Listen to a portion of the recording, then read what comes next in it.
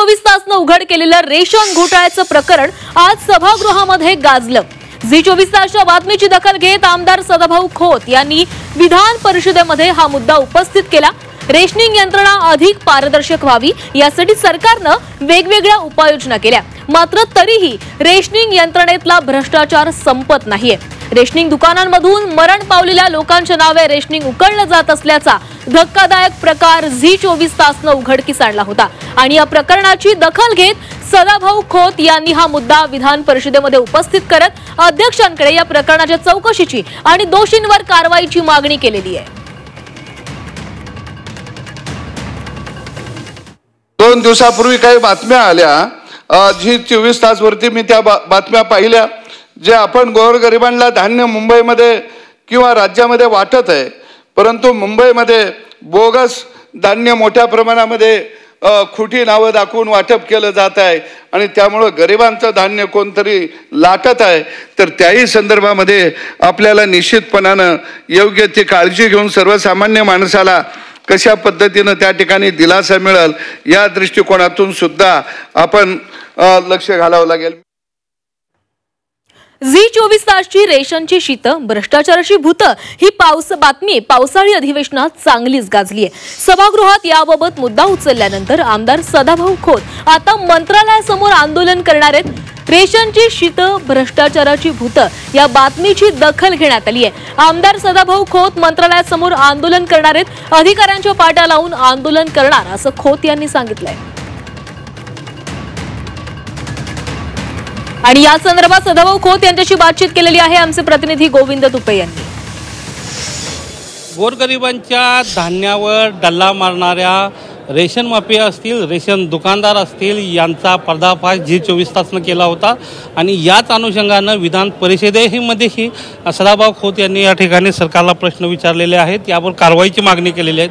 भाऊ, तुम्ही आज सभागृहात हा सगळा प्रश्न उपस्थित केला।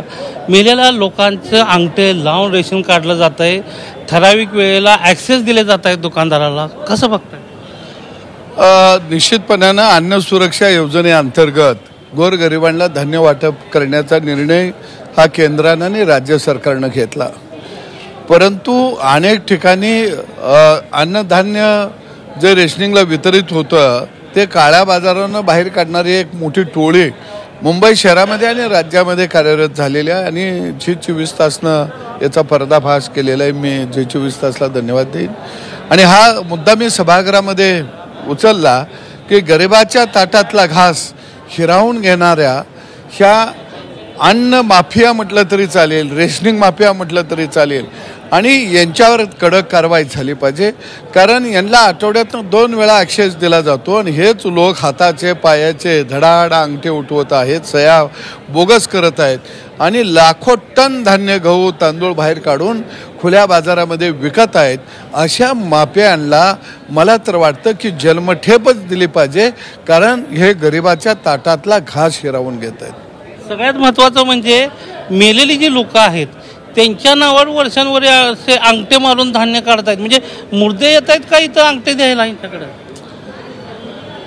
ज्यांची नावं रेशन कार्डमध्ये आहेत गरिबांना धान्य वाटप करण्याची, जे कॅटेगरी सरकारनं ठरवलेली आहे, काही ठिकाणी लोक मैत झालेले आहेत, काही लोक शहर सोडून इतर राज्यामध्ये गावाकडे गेलेले आहेत, यांची रेशन कार्ड रेशन दुकानदार चालवत आहेत। अशा रेशन दुकानदारांचा परवाना खऱ्या अर्थानं तो रद्द केला गेला पाहिजे आणि हा मुद्दा आता मी एकदा सभागृहामध्ये घेतला, परत मी अन्नपुरवठा मंत्र्यांना भेटून त्यांना आम्ही निवेदन देऊ आणि हा मुद्दा भविष्य काळामध्ये लावून धरणार आहे, कारण याच्यामध्ये मंत्रालयापर्यंत हात आहेत का, कोणते अधिकारींचे ह्याच्यामध्ये हात अडकलेले आहेत, कोणते अधिकारी हप्ता घेत आहेत, कशा पद्धतीनं विभागवाईज अधिकाऱ्यांचं साठं लोट आहे, याची सगळी माहिती आमच्याकडे आलेली आहे।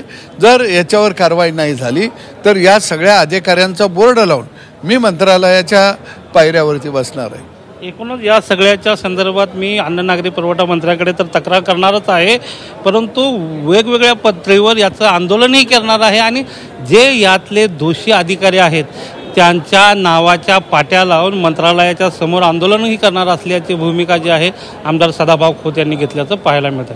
प्रकाशसह गोविंद तुपे, झी 24 तास, मुंबई.